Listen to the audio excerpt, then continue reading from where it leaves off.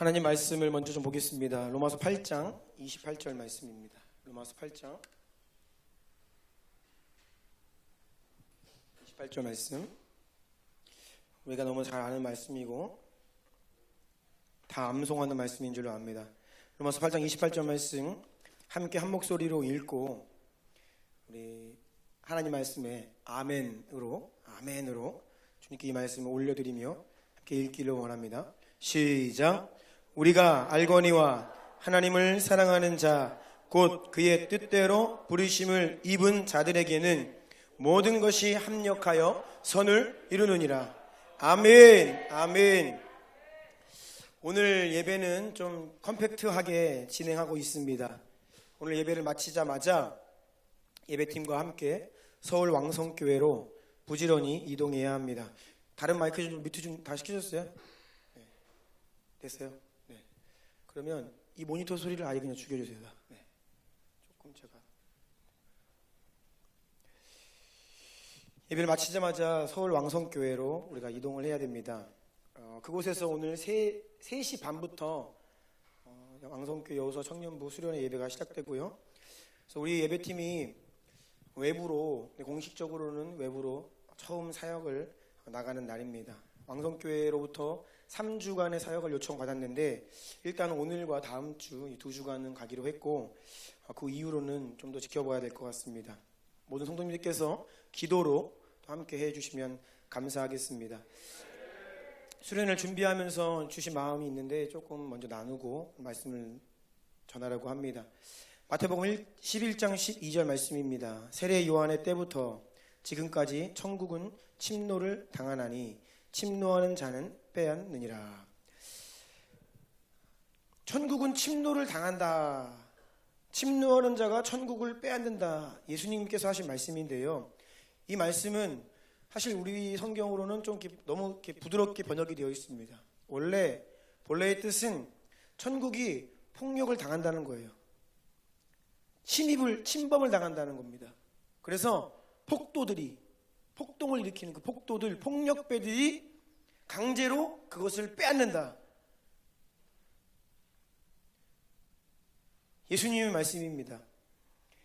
워딩이 매우 거칠지요. 과격한 표현입니다.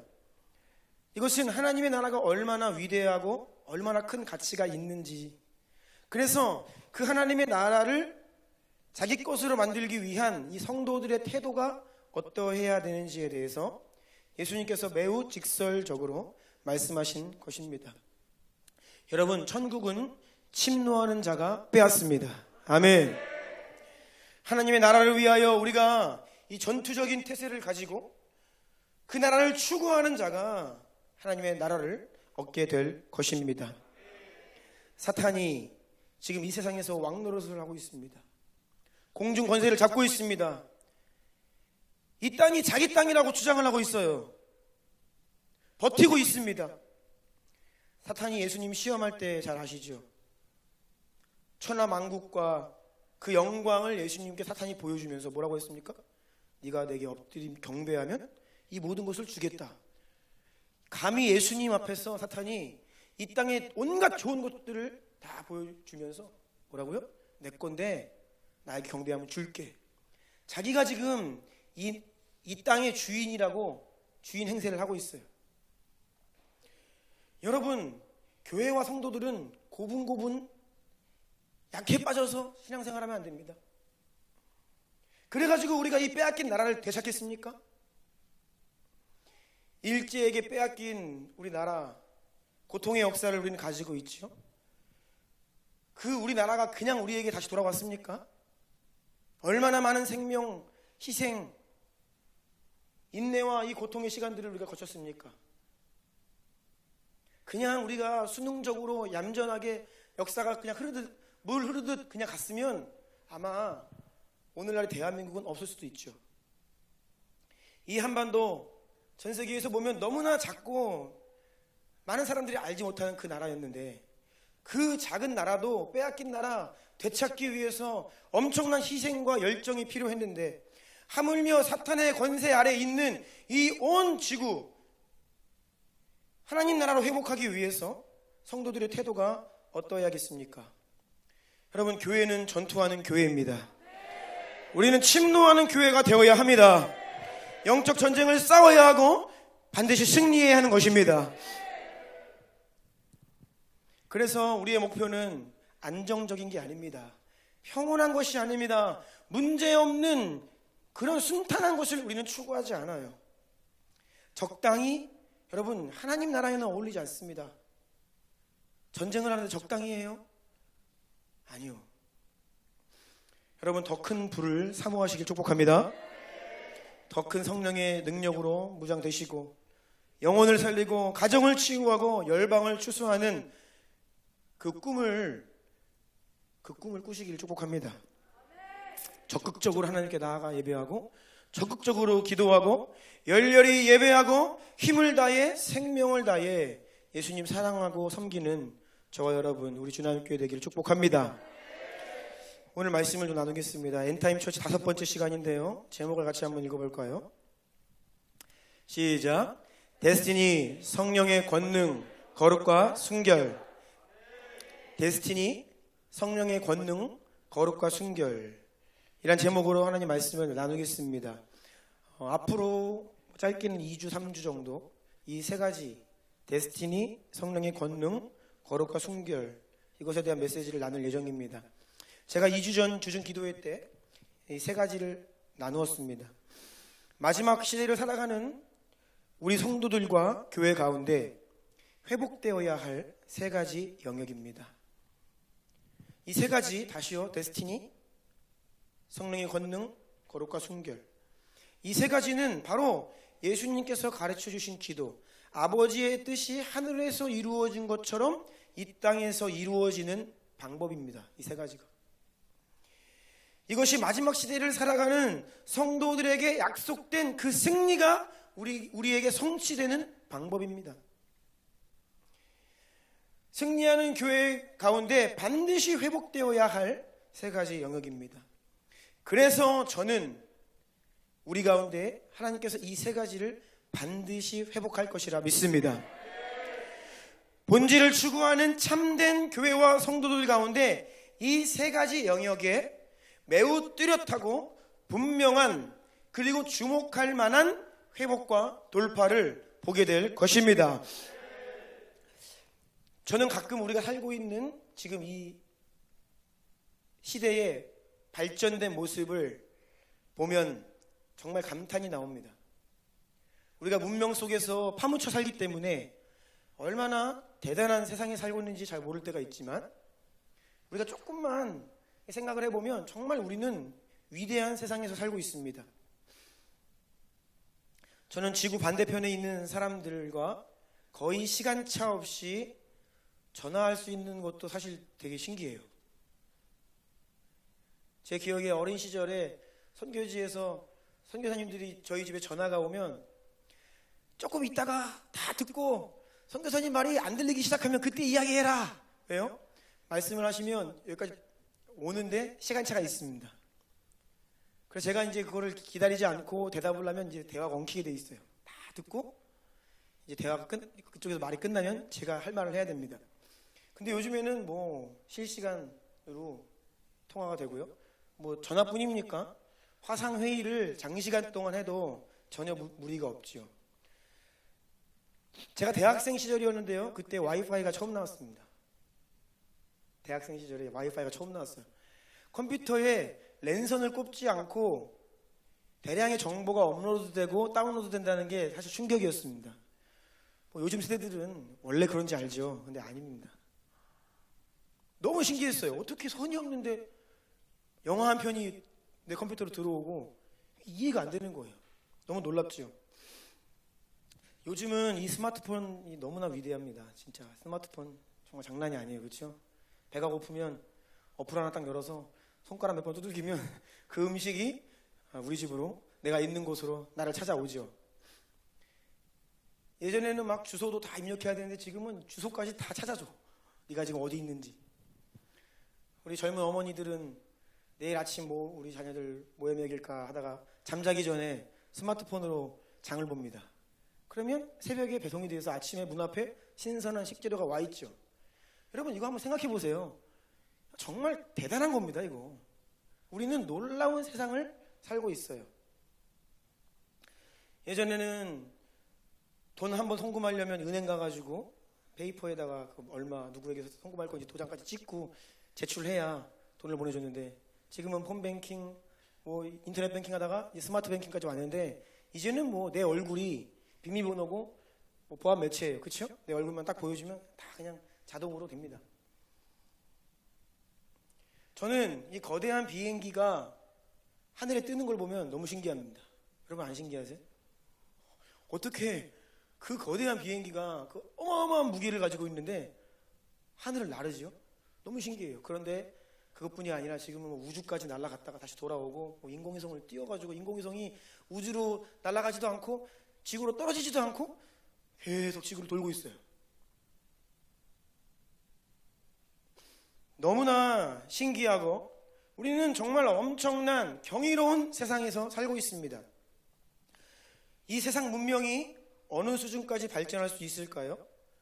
더 놀라운 것은 지금까지 오늘 여기까지 인류가 발전해온 속도보다 훨씬 빠른 속도로 가속도가 더 붙으면서 지금 발전하고 있습니다. 지난 10년 동안의 변화가 이제 앞으로의 1년 만에 그것이 가능한 그런 속도를 내고 있습니다. 그래서 그러한 속도를 생각하고 우리 주변에 있는 이 문명 과학을 생각할 때에 무섭기까지 하죠. 도대체 어떤 세상이 올 것인가. 그런데 여러분, 저는 이렇게 위대한, 놀라운, 경이로운 인류의 위대함 속에서 동시에 인류의 무능함을 봅니다. 무지함을 봐요. 엄청난 문명의 발전을 이룬 이 세상이 현재 지금 여기에서 무서운 속도로 달려가고 있지만 무지한 것이 있습니다. 열심히 뛰고는 있는데 내가 왜 뛰는지 몰라요. 어디에서부터 출발했는지를 모르고 어디를 향해 뛰고 있는지를 모르고 있습니다.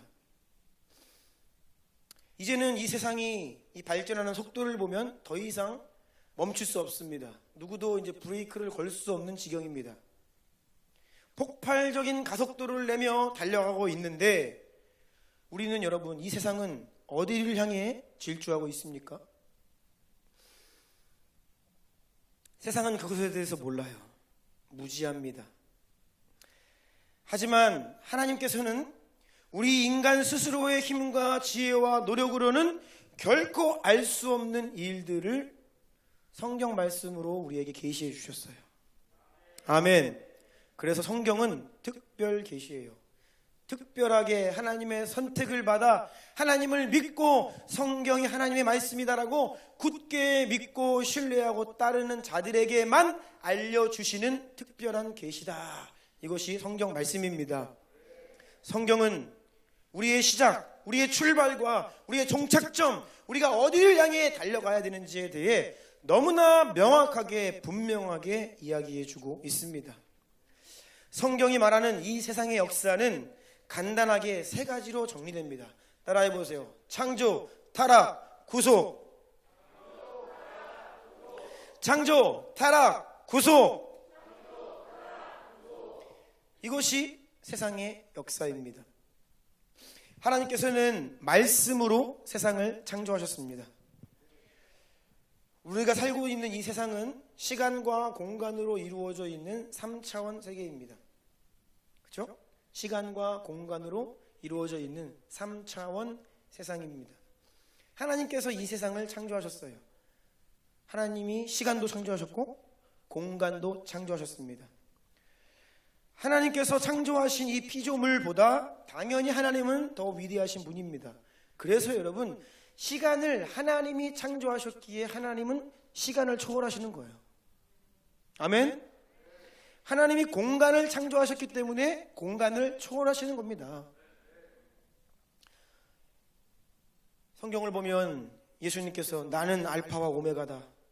나는 처음과 마지막이다. 이제도 있었고 전에도 있었고 장차 올 자라. 어제나 오늘이나 영원토록 동일하다. 이런 말은요, 시간을 초월하여 존재하시는 예수 그리스도 스스로에 대한 말씀이에요. 우리는 사실 시간 속에 살고 있기 때문에 그 예수님이 하나님이 시간을 초월하시는 분이라고 하는 그것을 이해 못합니다. 그래서 영원전부터 내 이름을 아셨고 창세전부터 나의 구원을 작정하셨고 예정하셨고 그렇게 말씀하시면 우리는 우리 시간 개념에서 그것을 받아들이기 때문에 이해가 안 되는 거예요. 그래서 운명론에 빠지고 숙명론으로 가고 이미 계획하셨으면 내 인생 다 때때로 되겠네. 전혀 하나님의 그 시간을 초월하시는 그 초월성을 이해하지 못하기 때문에 우리 수준에서 그것을 오해하는 것이죠. 우리가 시간과 공간을 초월하시는 하나님에 대한 믿음이 우리 가운데 일어나면 정말 우리는 위대한 믿음을 갖게 됩니다. 아멘. 창조 이야기를 하고 있습니다. 창조 이야기. 자, 그런데 인류의 첫사람 아담과 하와, 아담이 하나님의 말씀에 불순종했습니다. 하나님을 향한 반역이었죠. 그래서 이 세상에 죄가 들어옵니다. 죄가 들어왔는데 어떻게 되었습니까? 하나님의 형상이었던 인간, 그리고 이 모든 피조세계가 완전히 심각하게 복구 불가능한 수준으로 훼손이 되었습니다. 타락하고 오염되었고, 본래 하나님과 함께 살며 하나님을 순종하며 따르며 살아야 할 하나님의 형상인 인간이 이제는 어떻게 살게 되었죠? 죄를 지음으로 말미암아 공중권세 잡은 사탄에게 종노릇하고 사탄에게 속고 살고 매어 살고 억눌려 살고 거짓의 육신의 세상에 완전히 억눌려 속고 끌려다니는 인생으로 전락했다는 것입니다. 사람들은 더 이상 그 마음에 하나님 두기를 싫어했고 그 마음에서 인생에서 이 세상에서 하나님을 지워버렸어요. 하나님을 떠난 것입니다. 하지만 하나님께서는 원래 창조의 목적, 본래 창조의 목적을 다시 이 땅에 회복시키는 프로젝트를 가동하셨습니다. 사람이 범죄하고 하나님께 반역하고 하나님을 떠난 그 자리에서, 그것이 확인된 그 자리에서 하나님은 지체 없이 망설임 없이 이 땅을 다시 회복시키시고 하나님을 떠난 인간을 다시 구원하시려고 하는 인류 구원 회복 프로젝트를 선포하셨습니다. 창세기 3장 15절입니다. 내가 너로 여자와 원수가 되게 하고 내 후손도 여자의 후손과 원수가 되게 하리니 여자의 후손은 내 머리를 상하게 할 것이요 너는 그의 발꿈치를 상하게 할 것이니라 하시고, 아멘.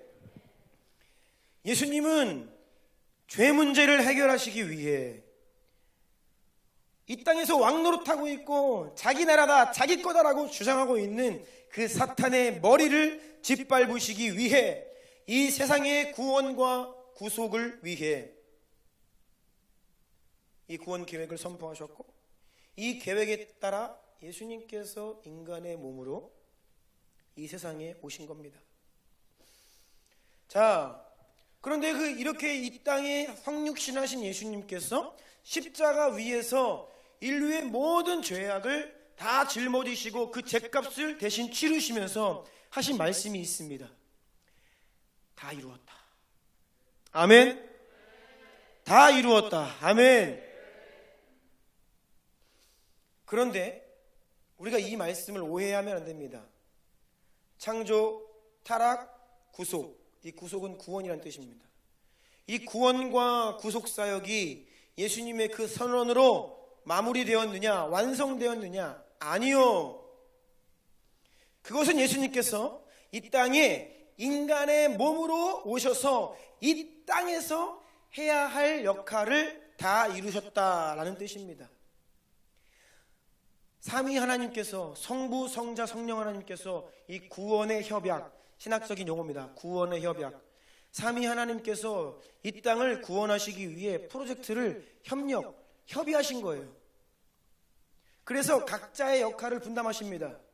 그 가운데 예수님께서 감당하신 역할은 뭐예요? 아버지께 순종함으로 하나님이신 예수님께서 이 땅에 인간으로 오셔서 모든 죄를 짊어지시고 십자가 위에 오르시고 죽으시고 다시 부활하시는 이 땅에서 예수님께서 해야 할 역할을 다 이루셨다라는 선언이에요. 아멘. 십자가는 인류를 구원하시기 위한 결정적인 사건이었습니다. 예수님의 십자가 승리로 인하여 우리의 죄값이 다 해결되었고 이미 승패는 완전히 결정이 되었지만 아직 그 게임이 끝난 것이 아닙니다. 아직 끝난 게 아닙니다. 그래서 우리의 삶이 힘든 거예요.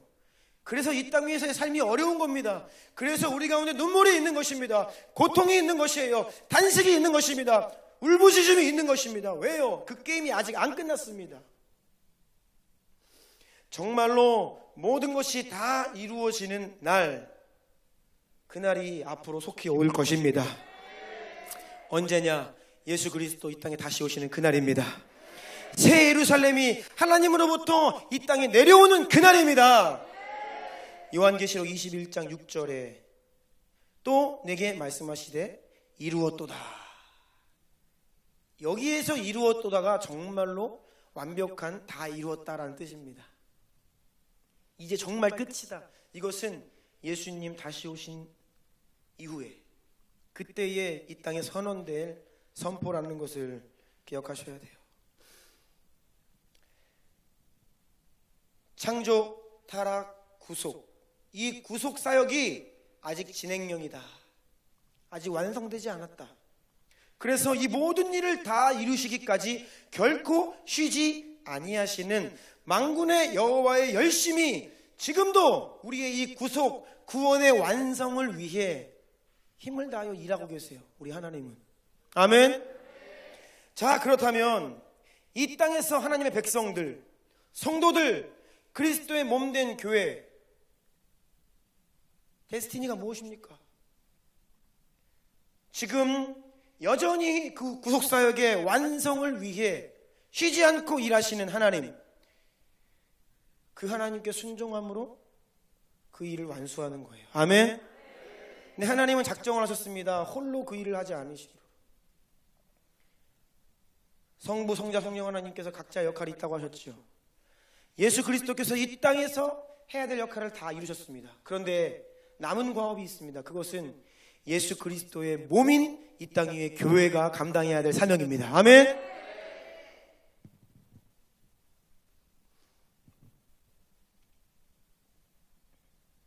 그런데 사탄은 사람들의 마음속에서 이것을 지워버리려고 해요. 하나님의 목적이 아닌 별로 상관없는 다른 목적을 추구하며 살도록 사람들의 마음을 지금도 미혹하고 속이고 조종하고 있습니다.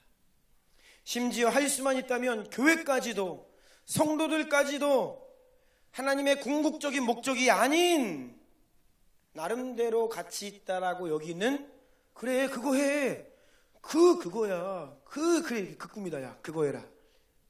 자꾸 이 땅에 속한 다른 가치들을 추구하며 살도록 지금도 온 힘을 다해 속이고 미혹하고 조종하고 있다는 것이에요. 여러분, 아름다운 세상을 만드는 게 뭐 나쁜 일이 아니죠. 너무 좋은 일입니다. 그러니까 주님 믿지 않은 사람들도 그렇게 외쳐요. 아름다운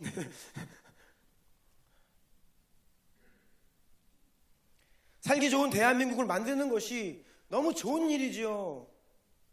그런데 문제는 여러분, 그게 우리의 궁극적인 존재 이유가 아니라는 겁니다. 아멘? 정말 살기 좋은 나라, 아름다운 세상을 만드는 게 우리의 궁극적인 목적이 아닙니다. 진짜 아름다운 세상은 하나님의 나라입니다. 아멘? 진짜 살기 좋은 나라는 하나님의 나라입니다. 아멘? 교회가 많은 선한 사업을 할 수 있습니다. 구제, 복지, 환경보전, NGO, 다양한 차원의 사회적인 교류와 협력, 이거 다 가치 있는 일들이고 좋은 일들입니다. 교회들이 그런 일들을 할 수 있습니다. 많은 선한 일들이 있어요. 그런데 그것이 교회의 존재의 목적은 아니라는 것입니다. 아멘? 우리가 세상의 빛과 소금으로 부르심을 받았지요. 우리가 세상을 살면서 너희는 빛으로 살아라, 너희는 소금과 같은 역할을 해야 한다, 맞습니다. 그런데 우리가 해야 될 역할과 존재의 궁극적인 목적은 다른 것이에요. 아멘이세요? 그냥 우리 역할과 많은 역할들이 있는데 그 역할을 목적으로 착각을 하고 진짜 목적이 무엇인지를 모르고 살아가는 사람들이 많다는 것이죠. 우리가 좋은 이웃이 되어야 하죠. 선한 사마리아인이 되어야 합니다. 그런데 그것이 우리의 존재의 이유는 아닙니다. 존재의 목적은 아니에요. 우리가 궁극적인 목적을 추구하며 살면 당연히 우리가 그런 역할을 감당할 수 있는 것입니다. 이 두 가지를 여러분 혼돈하시면 안 돼요. 우리가 잘 알고 있는 평양 대부흥운동, 길선주 장로님 아시죠? 그분이 결국 목사님이 되십니다. 그런데 이분이 3.1운동 때 기미 독립선언서 보면 거기에 민족대표 33인이 이름이 올라가 있잖아요. 그분의 한 분이 길선주 목사님인 거 아시죠? 모르시면 안 됩니다. 세상은 그런 얘기 안 해요. 33명 중에 기독교 대표 거의 목사님들이십니다. 16명, 천도교 15명, 불교 2명, 끝. 이것이 당시 우리나라 민족 대표였습니다. 기독교 인구가 2%, 1%가 안 될 때입니다, 우리나라가. 그런데 이 나라 독립을 위해 민족 대표의 절반 이상이 기독교 리더십이었어요. 길선주 장로님의 이름이 거기에 들어가 있습니다. 그리고 이 3.1 기미 독립 선언 이후에 길선주 장로님께서 감옥에 들어가서 2년 동안 옥고를 치르십니다. 그런데 이 길선주 장로님의 궁극적 목적이 대한 독립 만세가 아니었어요. 그분은 교회의 리더십이었고 이 민족을 구원하려고 하는 하나님의 계획을 깨닫고 하나님의 통로로 쓰임받았지만 동시에 그저 이 민족이 처한 상황 가운데에서 이 민족의 빛과 소금의 역할을 감당한 것이죠. 궁극적 목적을 추구하며 살아가시는 그 하나님의 사람이 이 민족을 살리는 역할 또한 감당한 것입니다. 아멘. 그분이 독립이 그분의 궁극적 목적이 아니었다는 거예요. 어떻게 알 수 있느냐? 길선주 목사님은 평생 동안 매일 아침에 일어나면 요한계시록을 1장부터 마지막까지 읽으셨습니다. 매일 일독을 하셨어요. 요한계시록을. 평생을. 그래서 이분은 요한계시록 전문가였습니다. 그래서 나중에 이분이 거의 10년 가까이를 평양 장대원교회에 사임하시고 전국을 돌면서 부흥 사경회를 하시는데 가는 곳마다 무엇을 하셨냐? 계시록 강의, 그러니까 말세론의 전문가였습니다. 무엇이었습니까? 일제 치하 가운데 고통당하는 성도들에게 하나님 나라를 꿈꾸도록 하였고 하나님의 나라가 때가 찼다. 회개하라. 주님 곧 오신다. 주님 앞에 설 준비를 해라. 지옥에 가면 안 된다. 천국을 소망해라. 이 메시지를 평생 전파하며 사시던 분이 길선주 목사님이에요. 아멘.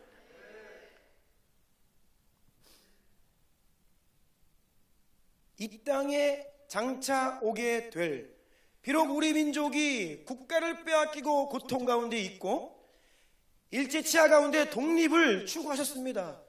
목소리를 내셨습니다. 하지만 그분이 결국 말씀하셨던 본질적 궁극적 메시지는 따라하세요. 하나님의 나라. 하나님의 나라. 아멘. 교회는 이 세상이 결국 어디로 향해 가는지 그 방향성을 분명히 제시하는 선지자적 역할을 감당해야 합니다. 하나님의 관점으로 우리가 인류 역사가 어디까지 와 있고 이 시대에 우리가 지금 목격하고 있는 일들이 어떤 일들인지 영적인 통찰력과 분별력을 가지고 해석하고 대안을 제시하고 영혼들을 깨우며 결국 이 땅에 어떤 나라가 아니라 영원한 하나님 나라를 꿈꾸도록 해야 될 사명이 교회에게 있는 것입니다.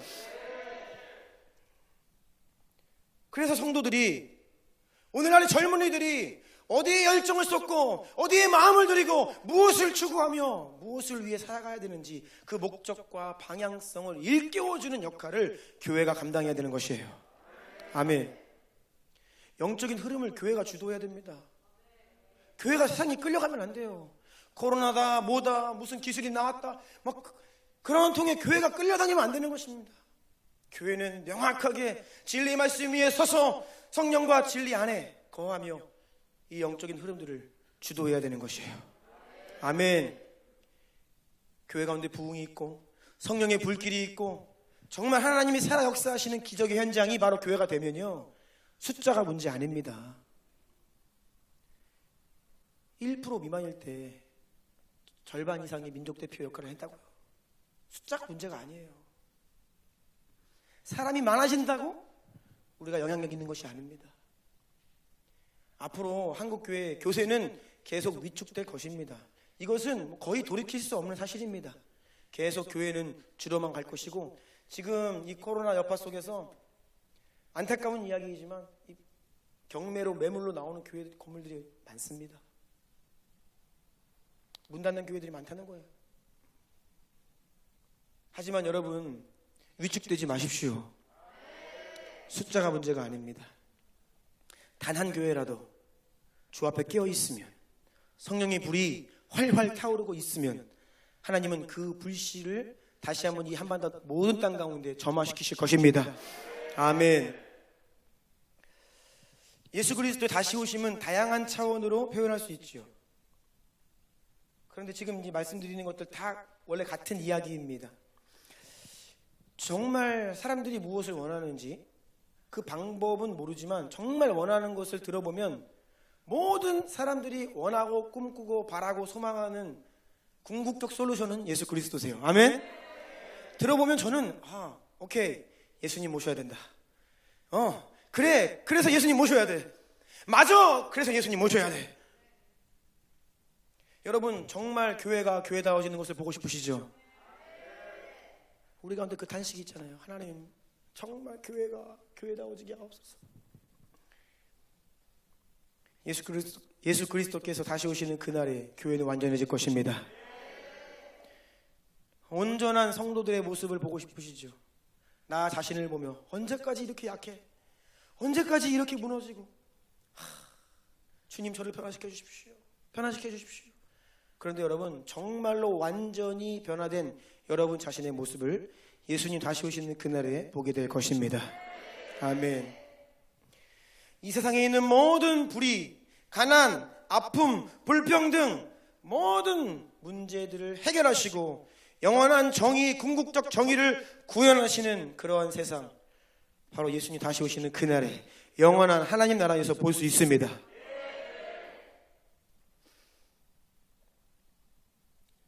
여러분, 그래서 하나님의 나라를 추구하는 것은 추상적인 말이 아니에요. 예수님 다시 오시도록, 예수님 오셔야만 합니다, 이 믿음의 고백을 가지고 하나님 나라가 부흥하고 선교가 완성되는 그 일을 위해 우리가 오늘 여기에서 헌신하며 나아갈 수 있다면 그것이 곧 하나님의 나라를 위한 것입니다.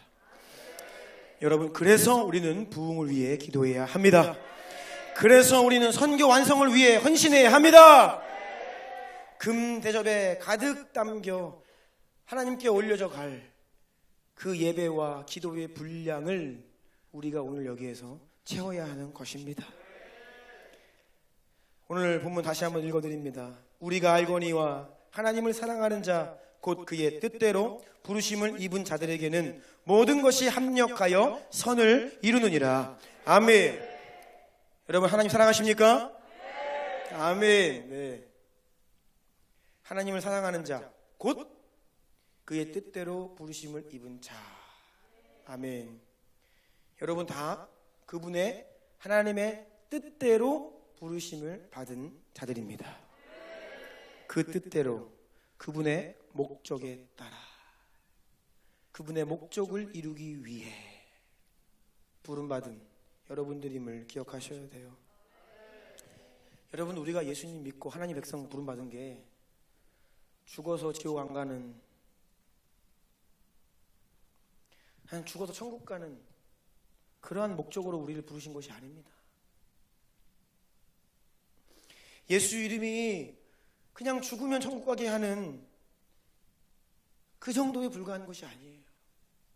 우리의 믿음이 그 차원에 머물면 안 됩니다. 하나님께서 여러분을 부르신 이유, 구원하신 이유는 천국 가게 하려 하심도 있지만, 우리가 존재하는 이유는 영원한 하나님 나라가 이 땅에 오게 하기 위해서입니다. 그런데 그 일을 위해서 예수 그리스도께서, 예수님이 감당하셔야 될 이 땅 위에서의 일들은 다 미션 완수하셨어요. 이제는 나머지는 나의 몸인 너희가 해야 된다. 나의 몸된 교회, 예수님께서 자신과 동일시 여기시는 성도 한 사람 한 사람, 너희들을 통해 이것을 완성하겠다. 여러분 이것을 위해 우리를 부르신 거예요. 아멘이십니까? 예. 이 하나님의 목적을 아는 것과 모르는 것은 너무나 큰 차이예요. 여러분 이 땅에 왜 태어나셨습니까? 왜 태어났지요? 나 같은 사람 한 명 없어도 그만, 뭐 있어도 그만. 왜 태어났지요? 학생들 왜 공부합니까? 직장은 왜 다니시죠? 그 일, 반복되는 그 일, 이번 주에도 이제 출근하셔야 되는데 그 일 왜 하십니까?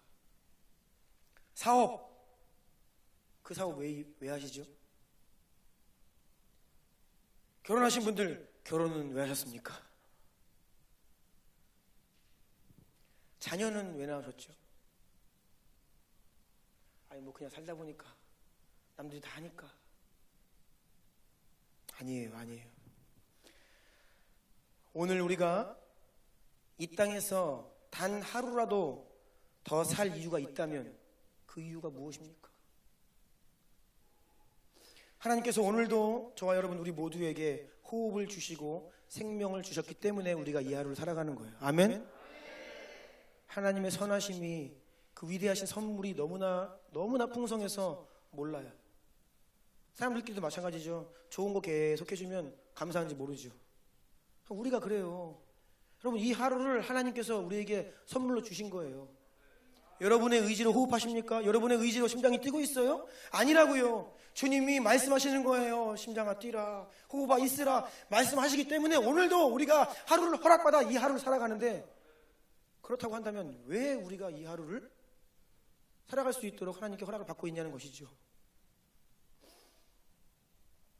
목적을 잃고 그냥 사는 인생들이 많아요. 목적을 상실했기 때문에 방황하는 것입니다. 인생이 왜 공허합니까? 내가 살아가는 이유를 모르기 때문이에요.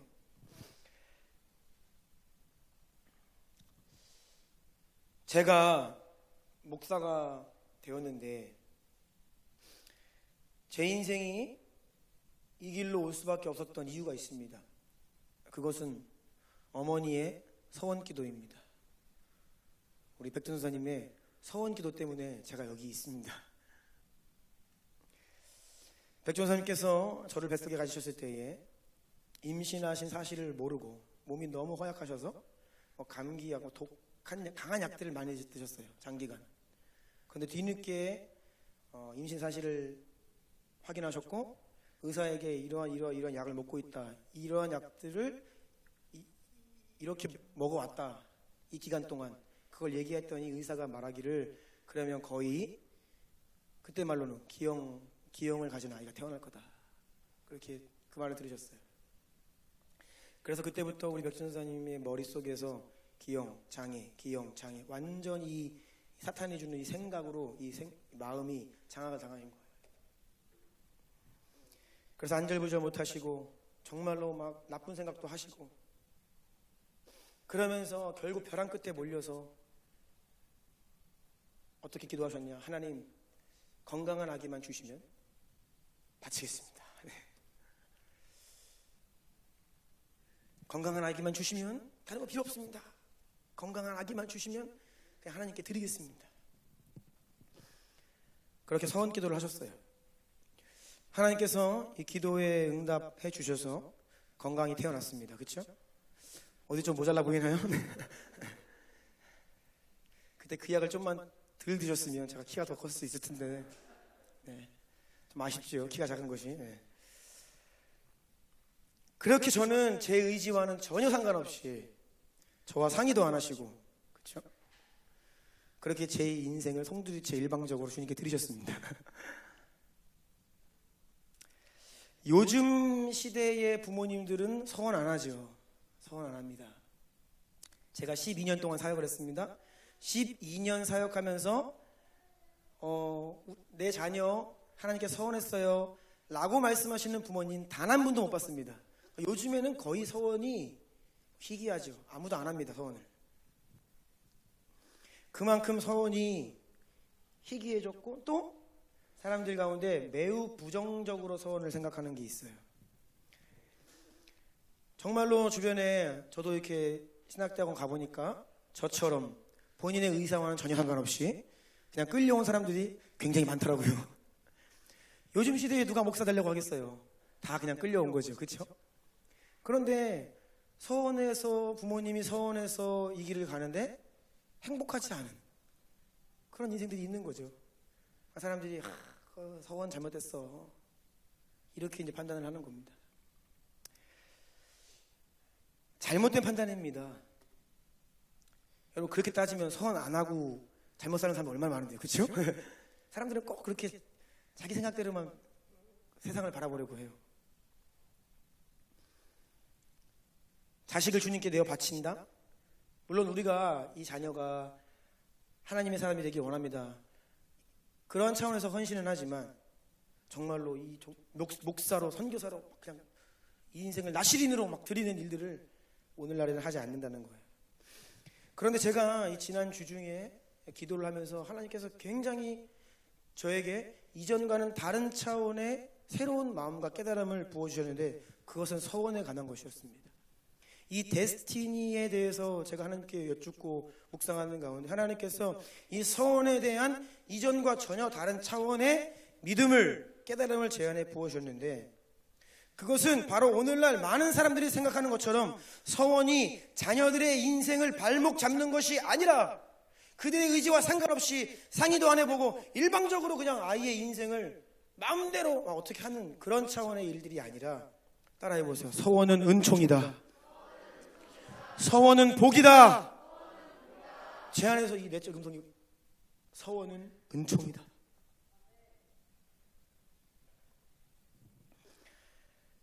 여러분 자녀를 하나님께 내어 바친다. 어느 부모가 서원을 그냥 함부로 합니까? 절대 그렇게 못합니다.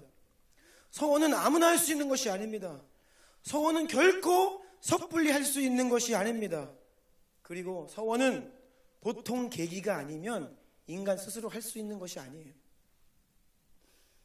인생이 벼랑 끝에 내몰리거나 죽음의 위기 앞에 있거나 하나님을 향하여 절대적인 절박함과 간절함이 없으면 결코 할 수 없는 것이 서원이에요. 아니면 초자연적인 체험을 하거나 정말 무언가 놀라운 계기가 있어야만 사람의 입에서 이 서원이 나옵니다. 하나님의 강권적인 은혜, 하나님의 놀라운 마음이 그 부모의 마음에 막 부어지지 않으면 서원이 나올 수가 없어요. 그러니까 여러분 오늘날 사람들이 서원하기 싫어 그래서 서원을 안 하는 것이 아니라 하나님의 마음이 부어지지 않고 있는 거예요.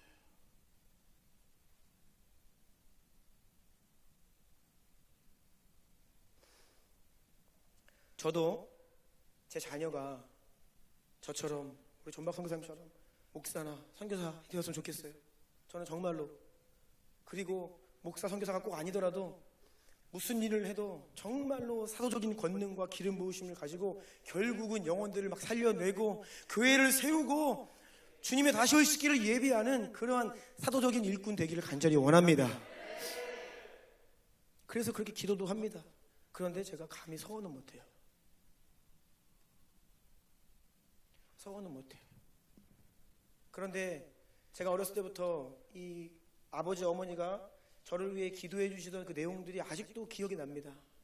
이 멘트들이 있어요. 그것이 제 인생에서 어렸을 때 늘 들렸던 그 기도가 제 인생을 이끌어가는 것을 제가 알기 때문에 제가 서원은 못하지만 이 아이들 귀에 계속 그 들려지게 하죠.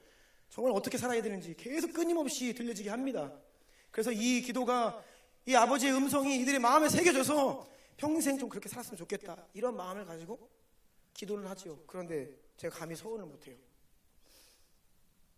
내 의지, 내 생각, 내 결정으로 서원을 할 수 있는 것이 아닙니다. 그러면서 제 안에 자연스럽게 그러면 누가 서원을 할 수 있는지 이 성경에 몇 인물들이 지나갔어요.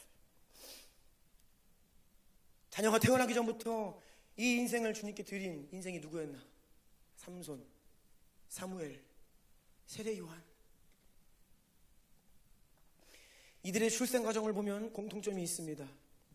그들의 어머니는 모두 임신하지 못하던 여인이었습니다. 지금도 자녀를 원하지만 자녀가 없는 이 부모님들의 아픔이 큽니다.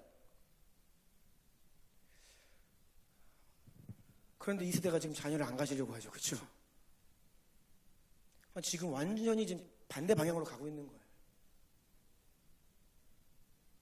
자녀를 얻고자 하는 이것이 얼마나 우리에게 기쁨이에요. 그런데 이 세대는요, 자의적으로 자기 결정으로 아이를 안 낳으려고 해요. 결혼도 안 하려고 합니다. 지난주에 기사 보셨죠? 대한민국 인구 감소했다는 기사. 작년 2020년에 2만 명이 줄었습니다. 인구가 예상보다 훨씬 빨리 왔어요. 이렇게 가면 40년 후에 우리 대한민국의 인구는 2천만으로 절반 반토막 납니다. 그런데 아마 더 빨라질 겁니다. 하나님의 복인데 사람들이 안 낳으려고 해요. 뭐예요? 하나님의 목적을 모르는 거예요. 자기들이 원하는 방향성이 있어요. 그러니까 결혼도 물어보면 믿는 사람들이 야, 가끔 좀 늦게 해라, 나중에 해라, 다 이런 소리 하고 있는 거예요. 진짜 복을 모르는 것입니다. 사탄이 하나님과 정반대의 길로 이 젊은 세대들의 마음을 막 조장하고 있고 공격하고 미혹하고 있는 거예요. 모쪼록 이 여인들은 자녀를 갖지 못한 아픔을 가지고 있었어요. 그래서 하나님 앞에서 간절한 눈물과 통곡의 그리고 깊은 슬픔을 가진 여인들이었습니다. 이것이 첫 번째 공통점이에요. 두 번째 공통점입니다. 그런 그들의 삶 가운데 하나님께서 찾아가셨다는 거예요. 그냥 찾아가셨는가? 아닙니다. 찾아가셔서 그 상한 마음을 위로하시고 그 눈물을 닦으시고 그리고 자녀를 약속하시고 그리고 그냥 자녀만 약속하신 것이 아니라 이 자녀를 향한 하나님의 계획, 그 자녀가 그 아들이 장차 어떤 인생을 살아야 되는지 그 인생의 데스티니를 명확하게 선명하게 계시해 주셨어요. 이것이 공통점입니다. 여호와의 사자가 삼손의 어머니를 찾아오셨습니다. 네가 이제 임신하여 아들을 낳으리니 너는 삼과 포도주와 독주를 마시지 말며 어떤 부정한 것도 먹지 말라. 그리고 태어날 아이 또한 평생 구별되어 나실인으로 살아가야 한다 라는 것을 삼손의 어머니에게 여호와의 사자가 방문하셔서 말씀하셨습니다. 그 약속대로 삼손이 태어났고 나실인으로 살아가게 되죠. 부모가 자녀를 하나님께 드리는 거예요. 주님 알겠습니다. 이 아이는 제 아이가 아닙니다. 당신의 것입니다. 주님 받으십시오. 사무엘의 어머니 한나도 마찬가지였지요. 자녀가 없어 마음이 괴롭고 통곡하며 기도하며 서원을 합니다. 만군의 여호와여, 만일 주의 여종의 고통을 돌보시고 나를 기억하사 주의 여종을 잊지 아니하시고 주의 여종에게 아들을 주시면 내가 그의 평생에 그를 여호와께 드리고 삭도를 그의 머리에 대지 아니하겠나이다. 한나가 자신의 입으로 미리 서원 기도를 했습니다. 주님께서 아들을 주시고 이 사무엘은 어려서부터 성전에서 제사장 역할을 감당하며 살아가게 되죠. 세례 요한의 어머니 엘리사벳도 잉태를 못하던 여인이었습니다. 그런데 나이가 많아 늙었습니다. 하지만 제사장의 직무를 행하고 있던 그 남편 사가랴에게 천사 가브리엘이 찾아왔죠. 너의 아내 엘리사벳이 아이를 낳을 것이다. 그리고 그 아이 또한 포도주나 독한 술을 마시지 아니하는 하나님께 완전히 구별된 나실인의 인생을 살아야 한다. 그래서 이 부모가 천사가 알려준 대로 그 아이의 이름을 요한이라고 이름을 딱 붙이는 거예요. 그리고 그 아이를 정말 하나님의 뜻대로 하나님께 서원한 대로 양육을 하기 시작하죠. 여러분, 이것이 서원의 은총입니다. 자녀의 데스티니가, 자녀의 인생을 향한 하나님의 계획이 먼저 그 생명이 태어나기 전부터 부모의 믿음을 통해 선명하게 알려진 것입니다. 아멘. 여러분, 여러분의 인생을 향한 하나님의 뜻을 알고 싶으시죠? 우리의 다 바람 아닙니까? 더 분명하게, 더 구체적으로 하나님 내 인생을 향한 당신의 플랜, 당신의 계획, 당신의 뜻이 무엇입니까? 그것을 알고 순종하며 나는 그 길로 가고 싶습니다. 그것이 가장 복된 길이고 행복의 길이고 생명의 길이고 영광스러운 길임을 내가 알기에 하나님의 뜻을 나에게 보여주십시오. 그 길로 가겠습니다. 아멘. 이것이 우리 모두의 고백이에요. 우리의 모두의 고백. 그런데 이 데스티니를 아는 것이 복인데 태어나기 전부터 그 인생의 데스티니를 알고 태어난다? 이거 엄청난 복입니다. 여러분, 제가 오늘 부모님들께 서원하라는 말씀 드리는 거 아닙니다. 네. 그동안 우리가 이 서원에 대해서 자녀와 인생이 콕 꼈고 저도 한때 그렇게 생각했고 왜 나를 들여서 얼마나 이 고통스러운지 아세요, 여러분? 세상에서 방황을 하고 있는데 나는 하나님께 드려진 자라는 거예요. 그게 내 마음에는 와닿지는 않지만 내 머리에는 거의 DNA처럼 어렸을 때부터 그냥 새겨져 있어요. 그러면 이게 세상에서 친구들이랑 놀아도 마음이 편하지가 않습니다. 이게 고통스러운 거예요. 결국은 그런데 그 고통이 저로 하여금 다시 하나님께 돌아오게 했는데 인생 콕 끼는 거 아닙니다. 하나님의 뜻대로 일찍이 하나님 앞에 구별되어 드려진 것입니다. 아멘. 물론 섣부른 서원, 경솔한 서원은 안 되지요. 그래서 구약의 서원에 대한 율법을 보면 또 안전장치가 또 있습니다. 얼떨결에 잘못하면요, 그 취소하는 절차가 또 있어요. 네, 그런 것도 있긴 합니다. 네. 하지만 주님께로부터 온 서원은 매우 값진 것입니다. 우리의 믿음도 그래요, 여러분. 나 혼자 내가 다 처음부터 내가 믿고 내가 알고 다 했습니까? 아니요. 우리의 믿음 자체가 의존적이에요. 부모님으로부터 도움을 받아야 되고 유업으로 나에게 들어와야 되고 또 아니면 그것이 안 되기 때문에 교회의 몸으로 여러분들을 부르신 겁니다. 내 스스로 할 수 없기 때문에 여러분을 교회의 몸으로 부르셔서 여러분의 믿음을 도우시고 여러분이 스스로 알 수 없는 것들을 알려주시고 여러분의 삶을 인도하시는 것이죠. 성도들에게 영적인 어머니는 어디입니까? 교회예요. 아멘. 바로 이 교회 가운데에서 하나님이 원하시는 것은 정말로 성도 한 사람 한 사람, 영적 자녀인 성도 한 사람 한 사람을 이들을 향한 하나님의 귀한 계획들을 이곳에서 깨닫게 하고 알려주고 그것에 아멘하며 순종하며 따르도록 하는 그 믿음의 공동체가 바로 교회라는 것입니다. 믿음의 부모를 통해 내 인생의 데스티니를 알게 되었다. 이것이 복이라고 한다면 여러분, 오늘날 인생의 길을 잃고 방황하는 수많은 영혼들이 주의 몸된 교회를 알고 그 교회의 몸으로 접붙임 되어서 그 믿음의 공동체를 통해 내 인생이 왜 존재하는지, 나는 왜 결혼했는지, 나는 왜 자녀를 낳고, 나는 왜 오늘도 열심히 일하고 있는지 그 이유와 목적과 방향성을 깨달을 수 있다라고 한다면 그것 또한 은총입니다. 아멘.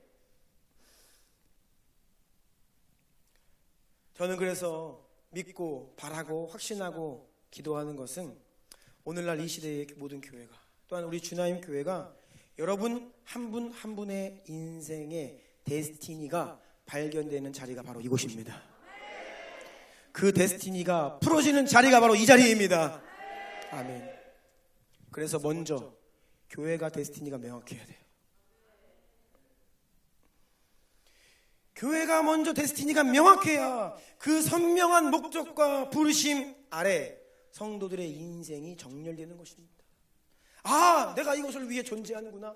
아, 이 일을 위해 나를 주나님 몸으로 부르셨구나. 아, 이것이 내가 결혼한 이유이구나. 아, 이것이 내가 사업을 시작한 이유이구나. 이것이 내가 직장에서 오늘도 땀 흘려 일해야 하는 이유이구나. 그 존재의 이유와 목적과 방향성을 우리가 몸된 지체된 이 교회 가운데 하나님 오늘날 여러분에게 알려주기를 원하신다는 것입니다. 아멘. 저는 확신합니다. 여러분 함께 예배하는 여러분 한 사람 한 사람, 우리 오랜만에 휴가 나와서 온 성결이, 아멘. 성결이의 인생은 데스티니가 성결이에요. 성결. 나시진인데 성결. 네.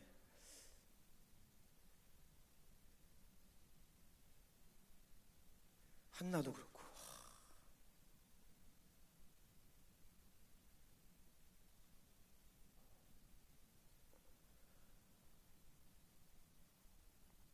우연히 와 있는 사람 없습니다. 저는 한 번도 성도님들 인간적으로 콜링한 적 없습니다. 뭐 와라 가라 그런 말 한 적 없고, 정말 주님께서 반드시 우리의 몸으로 붙여주시는 사람들만 오게 되고 남게 된다. 저는 이 믿음 가지고 여기까지 달려왔습니다. 여러분, 이곳에 온 것은 우연이 아니에요. 우연이 아니에요. 더더군다나 우리 주남교회는 우연히 올 수가 없습니다. 네. 우연히 왔다가 여기가 아니다 그러면서 우연히 올 수 없어요. 여러분, 가슴에 손을 얹으시고 이렇게 외치세요. 내가 주나님 교회다. 내가 주나님 교회다. 여러분이 이 교회의 몸이고 지체입니다. 우리는 함께 하나님 나라를 위해 부르심을 받은 존재들입니다. 그것을 위해 여러분의 가정이 있고, 그것을 위해 여러분의 자녀가 있고 일터가 있는 것이고, 우리 청년들은 그것을 위해 가정을 꿈꾸셔야 돼요. 이것이 진정한 목적이에요. 아멘. 우리 주남교회는 사도적 권능으로 사람을 살리고 열방을 추수하며 예수 그리스도의 다시 오심을 준비하는 공동체입니다. 그렇다면 여러분, 이것이 여러분의 인생의 데스티니예요. 아멘. 가든지 보내든지, 보내는 교회를 세우든지, 삼지선다입니다. 이 세 가지 안에 여러분의 데스티니가 있고, 그리고 여러분 안에 더욱더 구체적이고 명확한 데스티니가 그 가운데 풀어지는 것이에요. 여러분의 인생을 향한 하나님의 계획을 아시기를 축복합니다. 깨달으시기를 축복합니다. 우리 좀 예배팀을 좀 나와주시고요.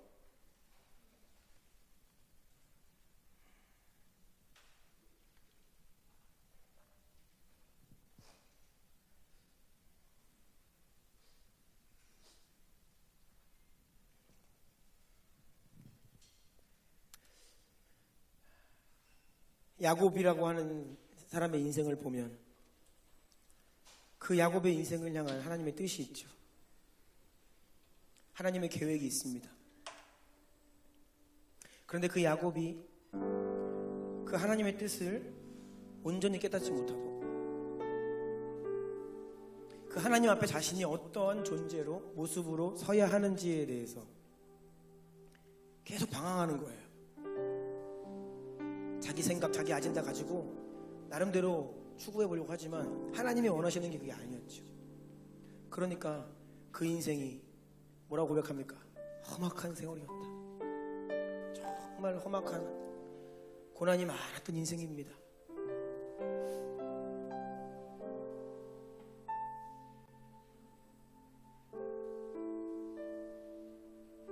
데스티니는 그냥 이루어지지 않아요.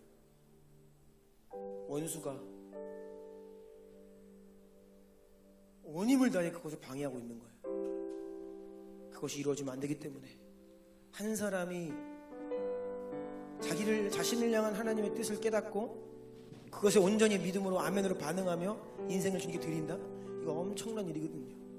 그럼 그 인생을 통해서 얼마나 많은 영혼들이 또 돌아오고, 이게 막 어마어마한 일이에요. 그래서 원수는 어떻게 해서든지 성도들을 향한 하나님의 계획을 깨닫지 못하도록 방해하는 겁니다. 방해해, 마음을 빼앗게 하고, 그리고 궁극적 하나님 나라가 아닌 이 땅의 유한한 가치를 추구하며 살게 하는 거예요.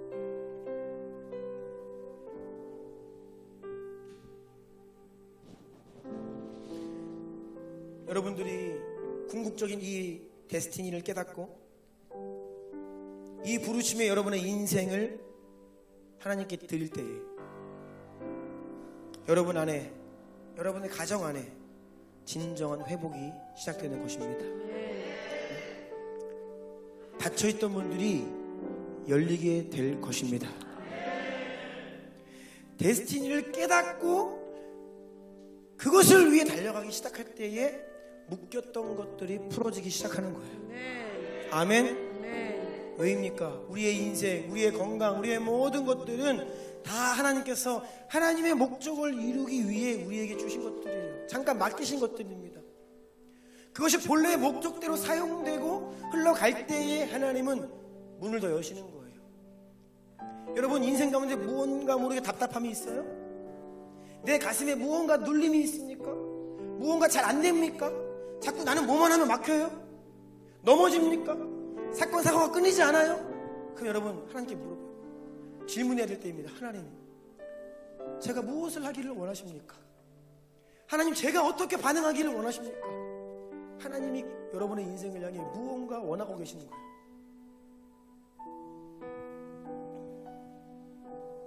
우리가 하나님의 길에 분명히 들어서면 그때부터는 정말 하나님의 지지하심이 보여질 것입니다. 아멘. 여러분, 사람이 밀어주는 게 아니라 하나님이 내 인생을 밀어주신다?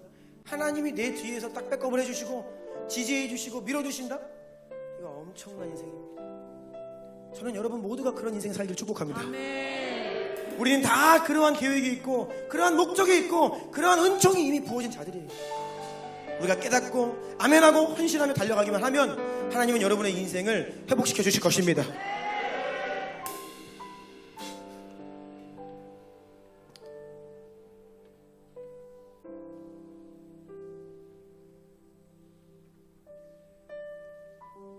여러분들 가운데 혹시 믿음의 부모님이 있으신 분들 계시면 한번 믿음의 부모님께 여쭤보세요.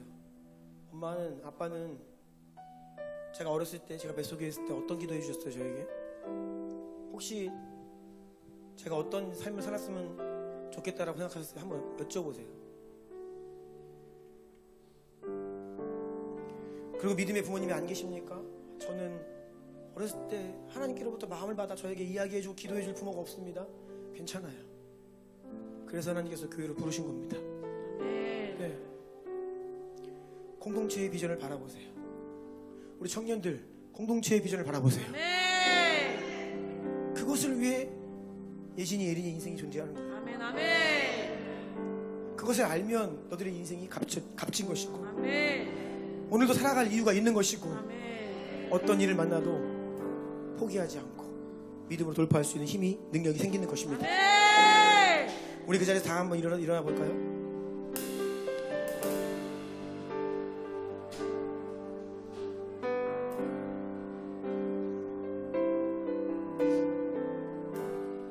여러분 모두를 창세 전부터 하나님이 여러분의 이름을 아셨고 여러분의 이 땅에 태어날 것을 미리 계획하셨고 여러분의 인생을 작정하셨고 구원을 예정하셨습니다. 아멘. 여러분의 인생 또한 하나님의 플랜이 있어요. 하나님, 제가 어떤 인생을 살아야 되는지, 하나님의 그 목적, 그 부르심, 내 인생의 데스티니를 명확하게 알려주십시오. 그리고 여러분이 이 교회의 몸이 되었기에 이제 그 궁극적인 부르심을 같이 달려가는 것입니다. 모두가 함께 그것을 바라볼 때에 그 첫 번째 궁극적 부르심을 여러분이 명확하게 볼 때에 이제는 여러분의 인생의 다음 단계 일들이 보이는 거예요. 하나님께서 여러분의 인생을 인도하는 것들을 보게 될 것입니다. 우리가 이 시간에 한 번만 기도할 겁니다. 한 번만 기도할 때에 여러분의 자신 그리고 여러분의 자녀 인생을 주님께 내어드리면서 하나님이여 주님의 목적과 그 부르심을 따라 살기를 원합니다. 우리가 함께 주의 몸된 교회의 몸으로 부르셨사오니 이제는 우리가 함께 그 목적과 뜻을 이루어 나아갈 것입니다. 주여 우리에게 이 기름을 부어 주시옵소서. 하나님의 뜻을 아는 은총을 더하여 주시옵소서. 우리 주여 세 번 부르고 기도합시다. 주여